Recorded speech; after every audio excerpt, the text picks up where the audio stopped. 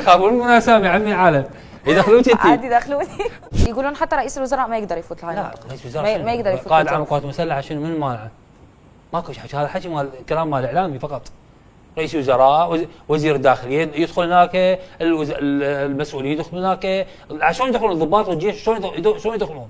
اصلا طريق الضباط اللي يداومون بالرماديه طبعا عجل يطلعوها هناك. رايح للجرف؟ يعني انا اكيد واصل اطرافها بس ما داخل الجرف، انا رجال طبيب، انا ما اشوف، انا مو مقاتل عام يروح هناك زين.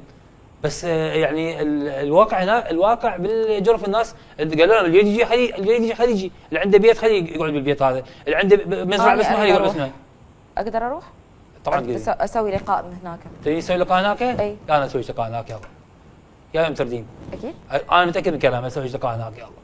نروح التقي هناك بالناس ونسوي لقاء من هناك من الجرف. اريد افوت يا يوم تختاري، انا قدام الجماعه وقدام الاعلام، انا اخذك هناك وتدخلين جوا وتشوفي المكان وتشوفي